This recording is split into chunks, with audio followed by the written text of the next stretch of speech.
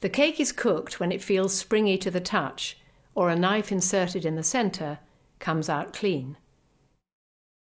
Leave it to cool for a few minutes in the tin, then turn it out onto a rack and leave it to cool completely while you make up the butter icing. Spread one cake with jam and then with butter icing. Layer the two together and with a sharp serrated knife trim all around the sides of the cake to make sharp corners. Spread the cake thinly all over with the remaining butter icing. Dust the work surface with a little sieved icing sugar and knead the green icing until it's soft and ready to be rolled out. Lift the cake carefully onto the cake board and centre it.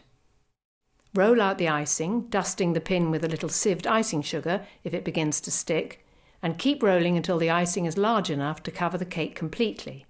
Fold it over the pin, lift it over the cake, and unroll the icing to cover the cake. Smooth the top and sides with your hands, easing it round the corners, and then trim the excess from around the bottom edges. Keep the trimmings in a plastic bag or wrap them in cling film to stop them from drying out.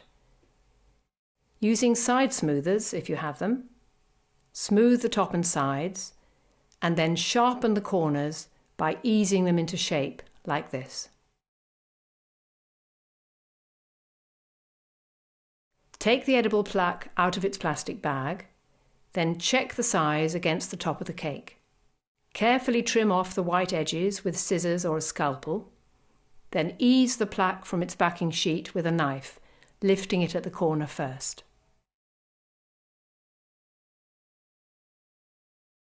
Place the plaque in position on top of the cake, making sure it's centered. Then lift one half and damp the icing underneath with a clean, wrung-out cloth. Stick the plaque down into place and then do the same with the other side. To cover the board, roll out the trimmings of the green icing, then dampen the board with a little water. Roughly measure the width you need to cover it and cut a strip to fit. Lift it onto the board and smooth it down. Trim each end of the strip flush with the edge of the board. Then trim down the edge of the board. Do the same for the other sides. Then cut diagonally through both layers at the corners and remove the trimmings to leave neat joins.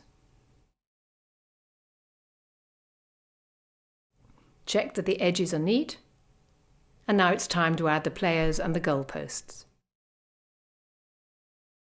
With a little royal icing, stick the goalposts into position onto the plaque. Add the players in the same way.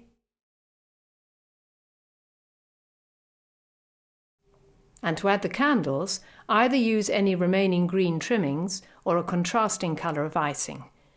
Roll out small balls and stick them onto the edges of the board with a little water, making sure you space them evenly by working out how many you'll need each side and starting by placing them at each end, remembering to leave room on one side for an inscription. Push the candles in their holders into the balls of icing.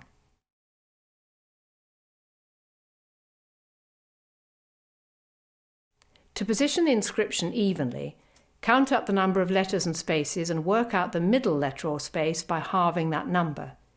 Begin at that letter in the centre of the space and work to the end. Then work backwards from the centre to the beginning, letter by letter. There are many different ways of piping lettering and everyone has their own style. As you can see, Wendy's going to pipe all her downstrokes once she's finished the tops of the letters. If you're not confident, then practice piping on a plate or chopping board until you're ready. Remember, you can always lift a letter or two off the board with a knife and redo them if you're not happy. And there you are, a fabulous football cake to keep any fan really happy.